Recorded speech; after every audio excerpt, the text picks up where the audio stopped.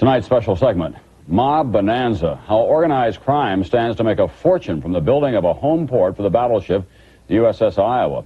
Congress now is considering a Navy request for hundreds of millions of dollars for the project on New York's Staten Island. NBC's Mark Nycanen reports tonight on how a lot of that money could wind up in the pockets of the mob. The northern end of Staten Island, just a few miles from downtown Manhattan.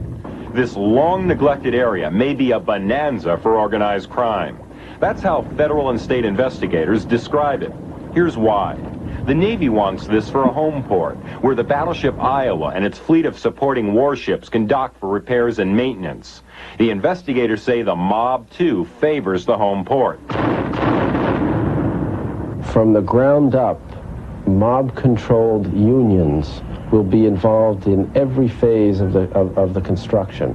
Big money for the mob, according to federal prosecutor Edward McDonald. Major construction work has not been done in this city over the last 10 to 20 years without organized crime making an enormous profit.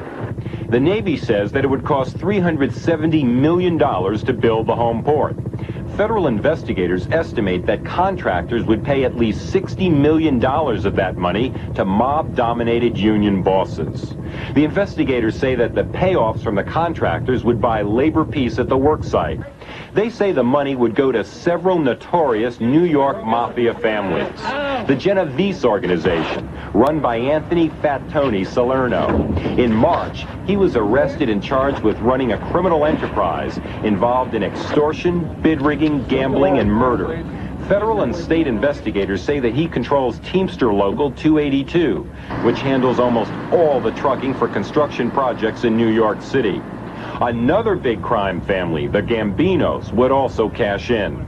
Their boss, Paul Castellano, was gunned down last December, but business goes on as usual under new leader John Gotti, now awaiting trial on racketeering charges. The President's Commission on Organized Crime says that the Gambinos control the International Longshoremen's Association, the biggest union on the waterfront. Investigators say that if the Navy gets its home port, the Gambinos will profit. Staten Island is the home port of the Gambino crime family.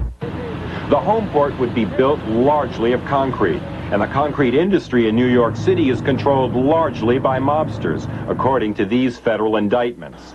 They say that through extortion and bid rigging, the mob has made millions of dollars in the concrete industry. Investigators say that the honest building contractor is in a precarious position if he wants to work for the Navy or anyone else. The legitimate operator, the legitimate contractor cannot survive unless he gets into bed with organized crime. New York Senator Daniel Patrick Moynihan has asked the Department of Justice to set up a special office that would try to cut the mob out of the construction of the home port. You use the United States Attorney's Office to put every son of a bitch who's trying to steal federal money from our national defense program in jail.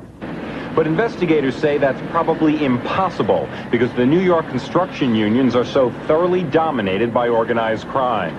Secretary of the Navy John Lehman would not answer our questions about the mob and the home port. A spokesman did say that the Navy has no control over the unions or the mobsters who run them, and that federal law compels the Navy to use union help. He also said that the Navy never considered how much the mob might profit from the project. Those profits are likely to continue long after the home port is built. Investigators say that's because the Fulton Fish Market is where the Navy would buy its fish, and the market is the turf of organized crime. And finally, when the Navy throws out its garbage, Gambino-controlled companies will probably pick it up.